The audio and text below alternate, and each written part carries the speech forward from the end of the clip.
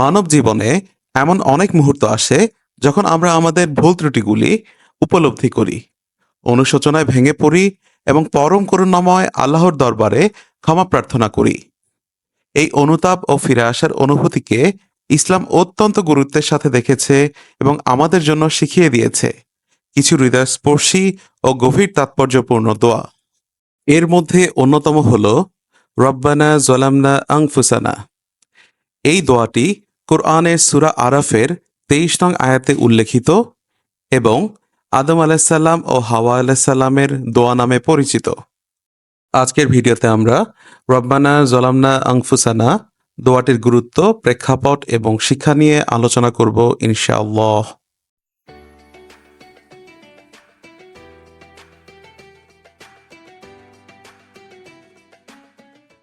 পবিত্র কুরআন মাজিদের সূরা আরাফের ২৩ নং আয়াতে উল্লেখিত সম্পূর্ণ দোয়াটি হল রব্বানা জলামনা আনফুসানা ওয়া ইল্লাম তাগফির লানা ওয়া তারহামনা লানাকুনান্না মিনাল খাসিরিন।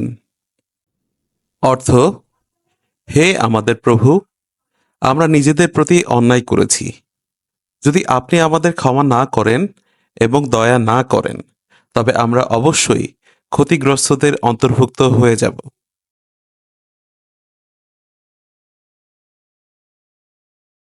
মহান আল্লাহ রাব্বুল আলামিন হযরত আদম আলাইহিসসালাম ও হাওয়া আলাইহিসসালামকে জান্নাতে বাস করার জন্য স্থান দিয়েছিলেন এবং বলেছিলেন, তোমরা এখানে শান্তিতে থাকো, যা ইচ্ছা তা খাও, কিন্তু এই গাছের কাছে যেও না। তবে শয়তান তাদের ধোঁকা দিয়ে প্রলুব্ধ করল এবং তার প্ররোচনায় তারা নিষিদ্ধ গাছের ফল ভক্ষণ করে আল্লাহর হুকুম অমান্য করল।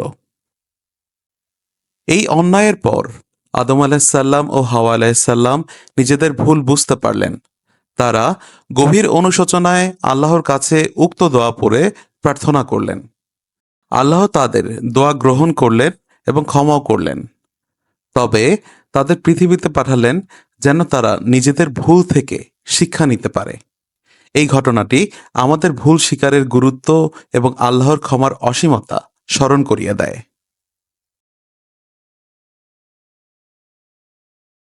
নিজেদের ভুল স্বীকার। আদম আলাইহিসসালাম ও হাওয়া আলাইহিসসালাম এর দোয়া আমাদের শিখিয়ে দেয় যে পাপ করার পর নিজেকে দোষারোপ করা এবং আল্লাহর কাছে ক্ষমা চাওয়া একটি গুরুত্বপূর্ণ গুণ। এটি আত্মশুদ্ধির প্রথম ধাপ। ক্ষমার প্রতি আশাবাদ। দোয়াটিতে বলা হয়েছে, আপনি যদি ক্ষমা না করেন, অর্থাৎ তারা জানতেন যে আল্লাহ ক্ষমাশীল এবং তাকে ডাকলেই তিনি সাড়া দেন, তাই পাপের পর হতাশ না হয়ে তার করুণার দিকে ফিরে যাওয়াই প্রকৃত পথ। দয়া ও করুণার গুরুত্ব। ক্ষমার পাশাপাশি দয়ার কথা বলা হয়েছে। এর মাধ্যমে বোঝানো হয়েছে শুধু শাস্তি থেকে রক্ষা নয়, বরং আল্লাহর বিশেষ অনুগ্রহই আসল চাওয়া। তওবার গুরুত্ব। এই দোয়া প্রমাণ করে যে সত্যিকার তওবা করলে আল্লাহ ক্ষমা করে দেন। আদম আলাইহিসসালাম এর দোয়া কবুল হয়েছিল এবং তিনি আল্লাহর প্রিয় হয়ে ওঠেন।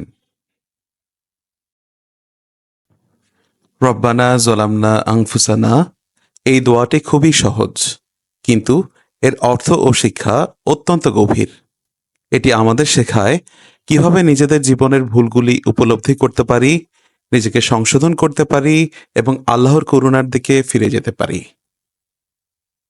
ভিডিওটি ভালো লেগে থাকলে লাইক দিন, শেয়ার করুন এবং আমাদের চ্যানেল নতুন হয়ে থাকলে চ্যানেলটিকে সাবস্ক্রাইব করুন।